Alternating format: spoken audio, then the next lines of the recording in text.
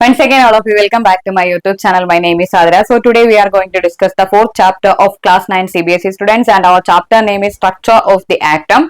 So today's our topic is distribution of electrons in orbits. Okay.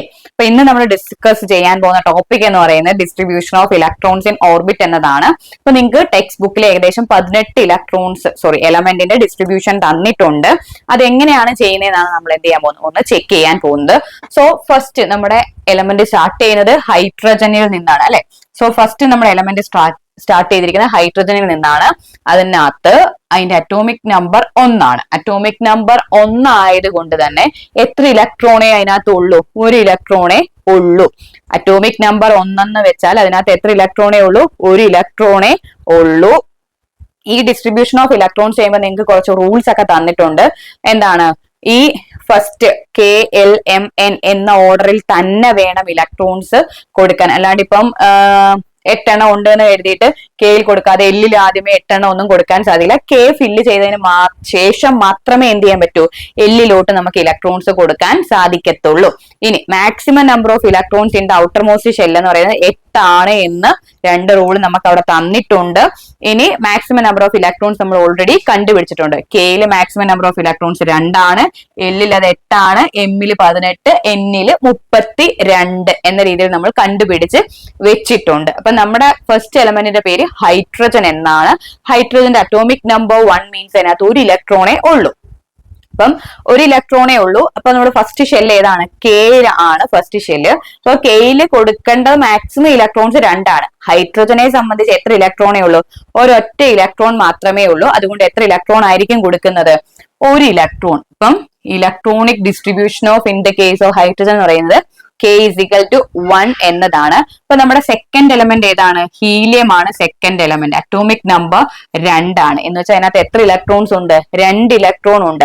നമ്മളപ്പോ ഏത് ഷെല്ലിൽ കൊടുക്കും? കെയിൽ 2 ഇലക്ട്രോൺസ് കൊടുക്കും. കെ ഇപ്പൊ കംപ്ലീറ്റ്ലി എന്തായിട്ടുണ്ട്? ഫില്ല് ആയിട്ടുണ്ട്. തേർഡ് നമ്മുടെ എലമെന്റ് എന്ന് പറയുന്നത് ലിഥിയം ആണ്. അറ്റോമിക് നമ്പർ എന്താണ്? 3. അപ്പം ആദ്യത്തെ 2 ഇലക്ട്രോൺസ് ഏതിലാണ്? കെ ഷെല്ലില്. അതിൽ പിന്നെ ബാക്കി എത്ര ഇലക്ട്രോൺസ് ഉണ്ട്? ഒരെണ്ണമേ ഉള്ളൂ. മൊത്തത്തിലുള്ളത് 3. അതിൽ 2 ഇലക്ട്രോൺ കെ ഷെല്ലിൽ കൊടുത്തു. ഇനി അപ്പം വരുന്ന ഒരെണ്ണം എൽ ഷെല്ലിൽ കൊടുക്കും. ഓക്കെ. നെക്സ്റ്റ് നമ്മുടെ എലമെന്റ് എന്ന് പറയുന്നത് ബെർലിയം. അറ്റോമിക് നമ്പർ എത്ര ആണ്? 4 ആണ്. അങ്ങനെ ആണെങ്കിൽ ഫസ്റ്റ് 2 ഇലക്ട്രോൺ എവിടെ വരും? കെയില്. അടുത്ത 2 ഇലക്ട്രോൺ എല്ലില്. ഓക്കെ. അപ്പൊ നിങ്ങൾ ഡിസ്ട്രിബ്യൂഷൻ ഓഫ് ഇലക്ട്രോൺസ് എഴുതി തന്നെ പഠിക്കണം. തെറ്റിക്കൊന്നും ചെയ്യരുത്. വാലൻസി റിലേറ്റ് ചെയ്ത ഒരു ടോപ്പിക് ആയതുകൊണ്ടാണ് പറയുന്നത്. ഡിസ്ട്രിബ്യൂഷൻ ഓഫ് ഇലക്ട്രോൺസ് കൃത്യമായി എഴുതി തന്നെ പഠിക്കുക. ഇപ്പൊ ഫിഫ്ത് എലമെന്റ് എന്ന് പറയുന്നത് ബോറോൺ ആണ്. Atomic number 5. ഇപ്പൊ ഫസ്റ്റ് 2 ഇലക്ട്രോൺ കെയില് പോയിട്ട് 5ന്ന് 2 പോയി കഴിഞ്ഞാൽ ബാക്കി എത്ര ഉണ്ട്? 3. ആ 3 ഇലക്ട്രോൺസ് എല്ലിലാണ് കൊടുക്കുന്നത്. ഇനി അപ്പം നമ്മുടെ 6ാമത്തെ എലമെന്റ് കാർബൺ. അപ്പം 6 ഇലക്ട്രോൺസ് ഉണ്ട്. ആദ്യത്തെ 2 ഇലക്ട്രോൺസ് കെയില്, ബാക്കി 4 ഇലക്ട്രോൺസ് എല്ലില്. 7th വൺ എന്ന് പറയുന്നത് നൈട്രജൻ ആണ്. 2 ഇലക്ട്രോൺ കെയില്, ബാക്കി വരുന്ന 5 ഇലക്ട്രോൺ എവിടെ വരും? എല്ലിലാണ് കൊടുക്കുന്നത്. അടുത്തത് ഓക്സിജൻ. 2 ഇലക്ട്രോൺ കെയില്, ബാക്കിയുള്ള 6 ഇലക്ട്രോൺസ് എല്ലില്.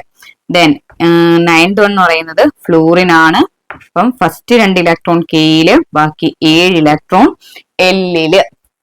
ഇനിയിപ്പം ഷെല്ലില്ലാണ്ട് ഞാൻ അപ്പുറത്തോട്ട് എഴുതാൻ പോവാണ്. നിങ്ങളത് മനസ്സിലാക്കുക. അപ്പം അടുത്ത നമ്മുടെ എലമെന്റിന്റെ പേര് നിയോൺ എന്നതാണ്. അപ്പം നിയോണിന്റെ കോൺഫിഗറേഷൻ 2. ആദ്യത്തെ 2 ഇലക്ട്രോൺ കെയില്, ബാക്കി 8 ഇലക്ട്രോൺസ് എവിടെ കൊടുക്കും? എല്ലിലാണ് കൊടുക്കുന്നത്. ഇത് കെ, സെക്കൻഡ് എല് എന്ന് നിങ്ങൾ കരുതുക. എം. ഓക്കെ. അപ്പം നമ്മുടെ 11ാമത്തെ എലമെന്റ് സോഡിയം ആണ്. ഫസ്റ്റ് 2 ഇലക്ട്രോൺസ് കെയില്, സെക്കൻഡ് 8 ഇലക്ട്രോൺസ് എല്ലില്. അപ്പൊ 8 എത്രയായുള്ളൂ? 10 ആയുള്ളൂ. ഇനി ഒരു ഇലക്ട്രോൺ കൂടെ എവിടെ ഉണ്ട്? സോഡിയത്തില് ഉണ്ട്. ആ ഒരു ഇലക്ട്രോൺ എവിടെയാണ് വരുന്നത്? എമ്മിലാണ് കൊടുക്കുന്നത്. നമ്മുടെ 12ാമത്തെ എലമെന്റ് മഗ്നീഷ്യം ആണ്. അപ്പം 2, 8, 2 എന്നതാണ് ആ ഒരു കോൺഫിഗറേഷൻ. അടുത്തത് അലൂമിനിയം ആണ്. 2, 8, 3. നിങ്ങൾ കൂട്ടി നോക്കുക. ഇത് അതിന്റെ കറക്റ്റ് അറ്റോമിക് നമ്പർ തന്നെ നമുക്ക് കിട്ടണം. അതിനകത്ത് തെറ്റുണ്ടെങ്കിൽ നമ്മൾ എഴുതിയത് എന്താണ്? തെറ്റാണ് എന്ന് മനസ്സിലാക്കുക. നെക്സ്റ്റ് സിലിക്കൺ ആണ് വരുന്നത്. 2, 8, 4. അപ്പൊ അടുത്തത് ഫോസ്ഫറസ്. 2, 8, 5. നെക്സ്റ്റ് എന്ന് പറയുന്നത് sulphur. 2, 8 6, next chlorine 2 8 7, next argon 2 8 8. Okay, അപ്പൊ നമുക്ക് എന്തായാലും ഇത്ര എഴുതിയല്ലേ, പൊട്ടാസ്യം കൂടെ ഒന്ന് എഴുതി വെക്കാം. 2 8 8 1 എന്നാണ് വരുന്നത്. കാൽസ്യം ആണെങ്കിൽ അത് 2 8 8 2 എന്ന് നമുക്ക് കിട്ടും.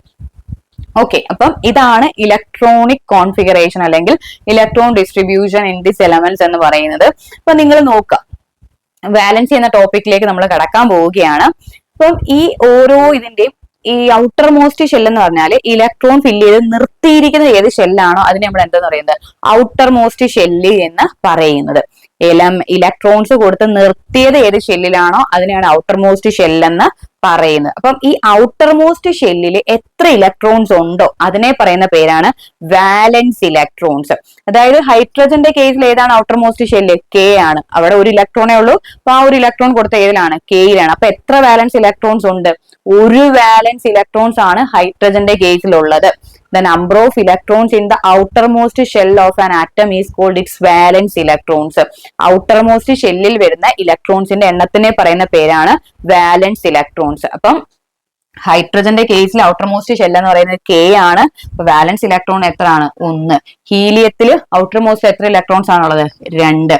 ലിഥിയം ആവുമ്പം 1, ബെർലിയം ആവുമ്പം 2, ബോറോൺ ആകുമ്പോൾ 3. നിങ്ങൾ അത് എഴുതി നോക്കുമ്പോൾ കൃത്യമായിട്ട് ആൻസേഴ്സ് കിട്ടും. ഔട്ടർ മോസ്റ്റ് ഇലക്ട്രോൺ കൊടുത്ത് നിർത്തിയത് ഏത് ഷെല്ലിലോ ആ ഷെല്ലിൽ എത്ര ഇലക്ട്രോൺസ് ഉണ്ട് അതാണ് അതിന്റെ ഔട്ടർ മോസ്റ്റ് ഇലക്ട്രോൺസ് വാലൻസ് ഇലക്ട്രോൺസ് എന്ന് പറയുന്നത്. ഇനി നമ്മൾ പറയാൻ പോകുന്ന കൺസെപ്റ്റ് വാലൻസിയാണ്. എന്തുകൊണ്ടാണ് ഈ എലമെന്റ്സ് റിയാക്ഷനിൽ പങ്കെടുക്കുന്നത്? Okay, so they need to attain stability. അവർക്ക് എന്ത് വേണം? സ്റ്റെബിലിറ്റി അറ്റൈൻ ചെയ്യാൻ വേണ്ടിയിട്ടാണ് എലമെന്റ്സ് റിയാക്ഷനിൽ പങ്കെടുക്കുന്നത്. ഈ റിയാക്ഷനിൽ പങ്കെടുക്കുമ്പം ഔട്ടർ മോസ്റ്റ് ഷെല്ല് നമ്മൾ പറഞ്ഞില്ല, ഈ ഔട്ടർ മോസ്റ്റില് 8 ഇലക്ട്രോൺസ് അറ്റൈൻ ചെയ്യുകയാണെങ്കിൽ അവരെന്താകും? സ്റ്റേബിൾ ആകും. അപ്പം ഈ 8 എന്നതിനെ നമ്മൾ റിലേറ്റ് ചെയ്യുന്ന ഒരു ടേം ആണ് ഒക്ടെറ്റ് എന്ന് പറയുന്നത്. ഒക്ട് മീൻസ് 8 എന്നാണ്. അപ്പം ഔട്ടർ മോസ്റ്റ് ഷെല്ലില് 8 ഇലക്ട്രോൺസ് ഉണ്ടെങ്കിൽ ഈ എലമെന്റ്സ് എല്ലാം എന്തായി മാറും? സ്റ്റേബിൾ ആയിട്ട് മാറും. അപ്പം അതിന് വേണ്ടിയിട്ടാണ് റിയാക്ഷൻസിൽ ഇവര് പങ്കെടുക്കുന്നത്. അപ്പൊ ഔട്ടർ മോസ്റ്റിൽ ഓൾറെഡി 8 ഇലക്ട്രോൺസ് ഉണ്ടെങ്കിൽ റിയാക്ഷനിൽ പങ്കെടുക്കേണ്ട ആവശ്യം ഇല്ല. മീൻസ് അവരുടെ റിയാക്ടിവിറ്റി എന്തായിരിക്കും? വളരെ കുറവായിരിക്കും. അപ്പൊ ഔട്ടർ മോസ്റ്റിൽ 8 വരുന്ന കുറച്ച് എലമെന്റ്സ് ഇവിടെ ഉണ്ട്. നമ്മൾക്ക് എടുത്തു നോക്കാം. നിയോൺ ഔട്ടർ മോസ്റ്റിൽ എത്ര ഇലക്ട്രോൺ ആണ്? 8 ഇലക്ട്രോൺ ഉണ്ട്. ദെൻ ആർഗൺ ഔട്ടർ മോസ്റ്റിൽ 8 ഇലക്ട്രോൺസ് ഉണ്ട്. എന്ന് വെച്ചാൽ already outer most shell 8 electrons കൊണ്ട് ഫിൽഡ് ആയിട്ടിരിക്കുകയാണ്. മീൻസ് ഇനി അതിന് റിയാക്ഷനിൽ പങ്കെടുക്കേണ്ട ആവശ്യം ഇല്ല. എന്ന് വെച്ചാൽ അവരുടെ റിയാക്ടിവിറ്റി വളരെ കുറവാണ് എന്നാണ് നിങ്ങൾ മനസ്സിലാക്കേണ്ടത്. ദെൻ ഹീലിയവും അതുപോലൊരു എലമെന്റ് ആണ്. മീൻസ് റിയാക്ടിവിറ്റി വളരെ കുറഞ്ഞൊരു എലമെന്റ് ആണ് നമ്മൾ ഹീലിയം എന്ന് പറയുന്നത്. കാരണം എന്താ? അപ്പൊ നിങ്ങൾ ചിന്തിക്കും ഹീലിയത്തിന്റെ ഔട്ടർ മോസ്റ്റ് 8 ഇലക്ട്രോൺസ് ഇല്ലല്ലോ, പിന്നെ എന്താ അതിന്റെ റിയാക്ടിവിറ്റി കുറഞ്ഞത്? അപ്പൊ അതിനുള്ള കാരണം എന്ന് പറഞ്ഞാല് ഹീലിയത്തിനെ സംബന്ധിച്ച് ഒരൊറ്റ ഷെല്ല് മാത്രമേ ഉള്ളൂ. പിന്നീട് ഒരു ഷെല്ലിലേക്ക് കൊടുക്കാനുള്ള ഇലക്ട്രോൺസ് ഒന്നും ഹീലിയത്തിനില്ല. അപ്പൊ ഹീലിയത്തിനെ സംബന്ധിച്ച് ഒരു ഒറ്റ ഷെല്ലേ ഉള്ളൂ, അത് കെ ആണ്. ആ കെ എന്ന് പറയുന്ന ഷെല്ല് കംപ്ലീറ്റ്ലി ഫിൽഡ് ആണ് ഇവിടെ ഹീലിയത്തിന്. അപ്പം ഹീലിയത്തിനുള്ള ഷെല്ല് കംപ്ലീറ്റ്ലി ഫിൽഡ് ആയതുകൊണ്ട് തന്നെ അതിന്റെ റിയാക്ടിവിറ്റി എന്താണ്? വളരെ കുറവാണ്. ഇനി ഈ ഔട്ടർ മോസ്റ്റ് ഷെല്ലില് 8 ഇലക്ട്രോൺസ് അറ്റൈൻ ചെയ്യിക്കാൻ വേണ്ടിയിട്ടാണ് ഇവർ എന്ത് ചെയ്യുന്നത്? റിയാക്ഷനിൽ പങ്കെടുക്കുന്നതെന്ന് നമ്മൾ പറഞ്ഞു. നോക്കാം, ഈ 8 ഇലക്ട്രോൺസ് അല്ലെങ്കിൽ ഉള്ള തൊട്ട് മുമ്പിലുള്ള അപ്പൊ കെ ആണ് അവർക്ക് ഉള്ളതെങ്കിൽ അവിടെ എത്ര ഇലക്ട്രോൺസ് ആക്കണം? 2 ഇലക്ട്രോൺസ് മതി. കെ കംപ്ലീറ്റ്ലി ഫില്ല് ചെയ്യാൻ വേണ്ടിയിട്ട് 2 ഇലക്ട്രോൺസ് മതി. അപ്പൊ ഹൈഡ്രജനെ സംബന്ധിച്ച് ഒരൊറ്റ ഷെല്ലേ ഉള്ളൂ അല്ലെ. ആ ഷെല്ല് എന്ന് പറയുമ്പോൾ അതിനകത്ത് മാക്സിമം കൊള്ളുന്ന ഇലക്ട്രോൺസ് 2 ആണ്. മാക്സിമം കൊള്ളുന്ന ഇലക്ട്രോൺസ് 2 ആണ്. അപ്പം ഈ ഹൈഡ്രജനെ സംബന്ധിച്ച് എത്ര ഇലക്ട്രോൺ കൂടെ കിട്ടിയാൽ അത് 2 ആയി മാറും? ഒരു ഇലക്ട്രോൺ കൂടെ ഗെയിൻ ചെയ്താൽ അത് എന്തായി മാറും? 2 ആയിട്ട് മാറും. അപ്പൊ ഗെയിൻ ചെയ്യാൻ മീൻസ് ഇലക്ട്രോണിനെ ഗെയിൻ ചെയ്യുന്നവർ കിട്ടുന്ന ചാർജ് മൈനസ് ആണ്. ഇലക്ട്രോണിനെ ഗെയിൻ ചെയ്യുന്നവർ കിട്ടുന്ന ചാർജ് മൈനസ്, ഇലക്ട്രോണിനെ ലോസ് ചെയ്യുന്നവർ കിട്ടുന്ന ചാർജ് പോസിറ്റീവ്. ഓക്കെ, അപ്പം ഈ ഔട്ടർ മോസ്റ്റ് ഷെല്ലില് 8 ഇലക്ട്രോൺസ് അറ്റൈൻ ചെയ്യുന്നത് 3 രീതിയിലാണ്. ഒന്നുകിൽ ഇലക്ട്രോൺ ഗെയിൻ ചെയ്യും, അല്ലെങ്കിൽ ഇലക്ട്രോൺ ലോസ് ചെയ്യും, അതുമല്ലെങ്കിൽ ഇലക്ട്രോൺ ഷെയർ ചെയ്യും. ഈ 3 മെത്തേഡിലൂടെയാണ് ഔട്ടർ മോസ്റ്റ് ഷെല്ലിലെ 8 ഇലക്ട്രോൺസ് എന്ത് ചെയ്യുന്നത്? ഒക്കുപ്പൈ ചെയ്യിക്കുന്നത്, അല്ലെങ്കിൽ 8 ഇലക്ട്രോൺസ് അറ്റൈൻ ചെയ്യുന്നത്. അപ്പം ഗെയിനിങ് ഉണ്ട്, ലോസിങ് ഉണ്ട്, ഷെയറിംഗ് ഉണ്ട്. ഗെയിൻ ചെയ്യുന്നവരുടെ ചാർജ് മൈനസ്, ലൂസ് ചെയ്യുന്നവരുടെ ചാർജ് പോസിറ്റീവ്, ഷെയറിംഗിന് നമ്മൾ എന്ത് ചാർജ് പറയുന്നില്ല കേട്ടോ. അപ്പം ഹൈഡ്രജനെ സംബന്ധിച്ച് ഈ കെയിൽ ഒരു ഇലക്ട്രോൺ കൂടെ കിട്ടിയാലാണ് അത് എത്ര ആവുന്നത്, കംപ്ലീറ്റ്ലി ഫിൽഡ് ആവുന്നത്. അപ്പൊ അതിന്റെ ചാർജ് എന്തായി മാറണം, H മൈനസ് എന്നായിട്ട് മാറണം. കാരണം ഒരു ഇലക്ട്രോണിനെ ഗെയിൻ ചെയ്തല്ലേ, അപ്പൊ ഗെയിൻ ചെയ്യുമ്പോൾ ചാർജ് എന്താന്ന് പറഞ്ഞു, മൈനസ് ആണ്.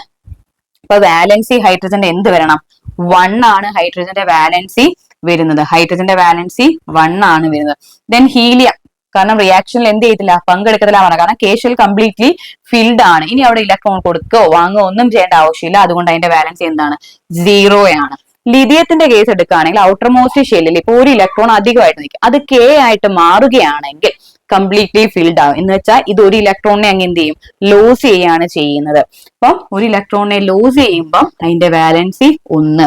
ബെർലിയത്തിന്റെ കേസിലും അത് തന്നെയാണ്. ഈ 2 ഇലക്ട്രോണിനെ ലോസ് ചെയ്താൽ മീൻസ് എല്ലില് കംപ്ലീറ്റ്ലി ഫിൽഡ് ആക്കണമെങ്കിൽ 8 ഇലക്ട്രോൺസ് വേണം. അപ്പം 8 ഇലക്ട്രോൺസ് അറ്റൈൻ ചെയ്യുമ്പോൾ 6 ഇലക്ട്രോൺ ഗെയിൻ ചെയ്താൽ മാത്രമേ അവിടെ 8 ഇലക്ട്രോൺസ് ആകത്തുള്ളൂ.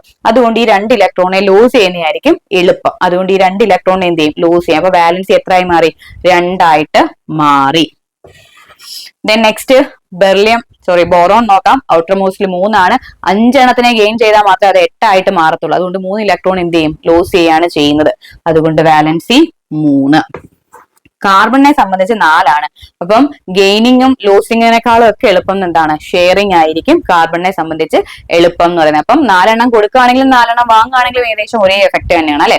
അപ്പം C4+ വരാം, C4- വരാം. പക്ഷേ കാർബണിന്റെ കേസിൽ നടക്കുന്നത് ഷെയറിംഗ് ഓഫ് ഇലക്ട്രോൺസ് ആണ്. ദെൻ നൈട്രജൻ നോക്കുക. ഔട്ടർ മോസ്റ്റിൽ 5 ആണ്. 2 എണ്ണം ഗെയിൻ ചെയ്യുമ്പോൾ 3 എണ്ണം ഗെയിൻ ചെയ്യുമ്പോൾ അത് 8 ആയിട്ട് മാറും. അപ്പം 3 ആണ് അതിന്റെ വാലൻസി. ഓക്സിജനെ സംബന്ധിച്ച് 2 എണ്ണം ഗെയിൻ ചെയ്യുമ്പോൾ 8 ആയിട്ട് മാറും. So valency 2. ഫ്ലൂറിനെ സംബന്ധിച്ച് 1 എണ്ണം ഗെയിൻ ചെയ്യുമ്പോൾ അത് എത്ര ആയിട്ട് മാറും, 8 ആയിട്ട് മാറും. അപ്പം ബാക്കിയുള്ള നിങ്ങളൊന്ന് ചെയ്ത് നോക്കുക. അപ്പൊ നിങ്ങൾക്ക് വാലൻസി വളരെ ഈസി ആയിട്ട് എന്ത് ചെയ്യാൻ പറ്റും, കണ്ടെത്താൻ സാധിക്കും. പറഞ്ഞ ടോപ്പിക് ക്ലിയർ ആയി എന്നുണ്ടെങ്കിൽ ഒന്ന് സപ്പോർട്ട് ചെയ്യാം. നമുക്ക് അടുത്ത ക്ലാസ്സിൽ വേണ്ടി താങ്ക് യു.